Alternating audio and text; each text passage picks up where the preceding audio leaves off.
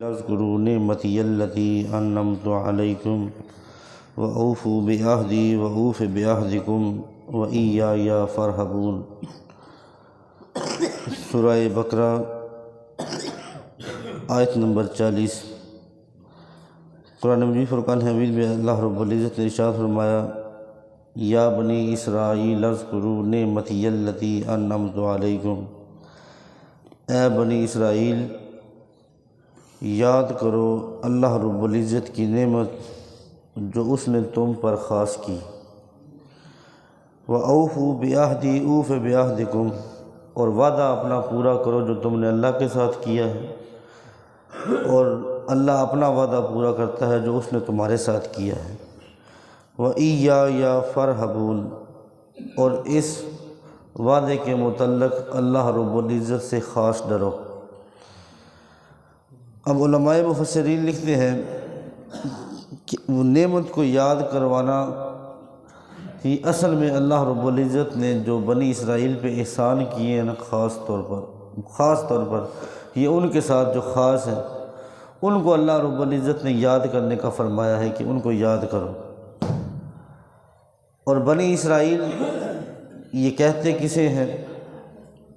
کیونکہ بنی جو یہ بنا سے نکلا ہے، اس کا مطلب ہے اولاد، اور یہ حضرت یعقوب علیہ السلام کی اولاد کو بنی اسرائیل کہا جاتا ہے، کیونکہ یہ آپ کا لقب تھا اسرائیل، حضرت یعقوب علیہ السلام۔ اور حضرت یعقوب علیہ السلام حضرت اسحاق علیہ السلام کے بیٹے ہیں، اور حضرت اسحاق علیہ السلام حضرت ابراہیم خلیل اللہ کے بیٹے ہیں، کیونکہ حضرت ابراہیم علیہ السلام کے بعد نبوت ملی حضرت اسماعیل علیہ السلام کو، اور حضرت اسحاق علیہ السلام کو، آپ کے 2 بیٹے تھے۔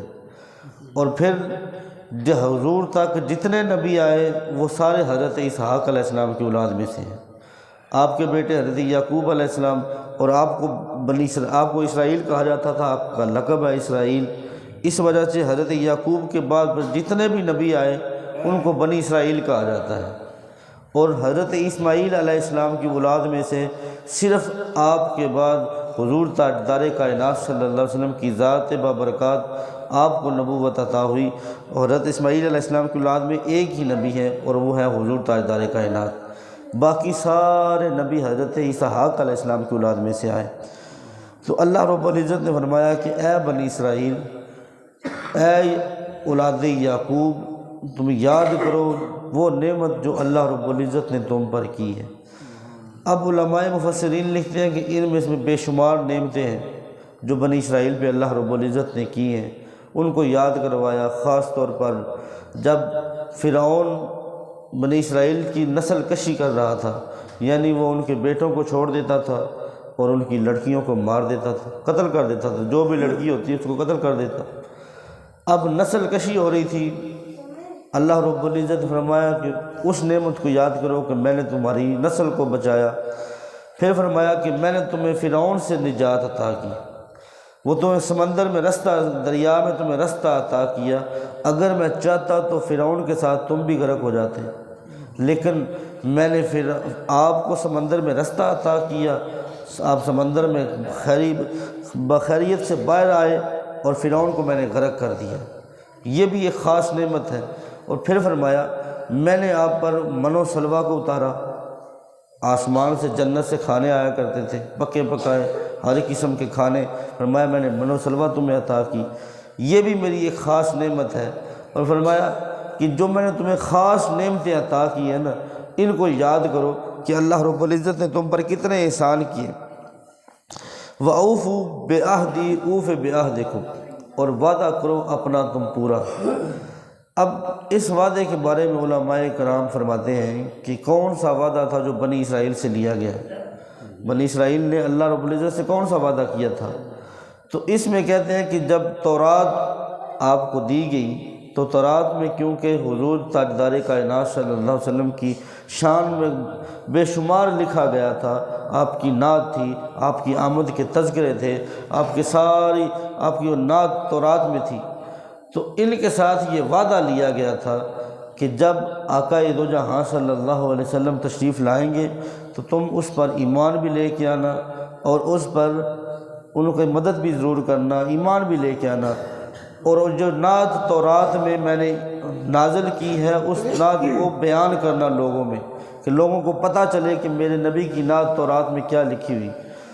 تو اللہ رب العزت نے فرمایا یہ تم نے مجھ سے وعدہ کیا، اور اس وعدے کے متعلق سورہ آل عمران میں آگے آئے گا کہ اللہ رب العزت نے فرمایا وَإِذَا أَخَذَ اللَّهُ مِيثَاقَ النَّبِيِّينَ لَمَا آتَيْتُكُم مِّنَ الْكِتَابِ، جب سارے نبیوں کی روحوں کو اکٹھا کر کے اللہ رب العزت نے ان سے عہد لیا تھا کہ جب میں تم کو کتاب بھی دوں گا، تم کو نبوت بھی دوں گا، تمہیں حکمت بھی عطا کروں گا، لیکن پھر جب وہ میرا نبی آ جائے نا جو تمہاری کتابوں کی تصدیق کرے گا، تو فرمایا تم اس پر ایمان بھی لے کے آنا اور اس کی مدد بھی ضرور کرنا۔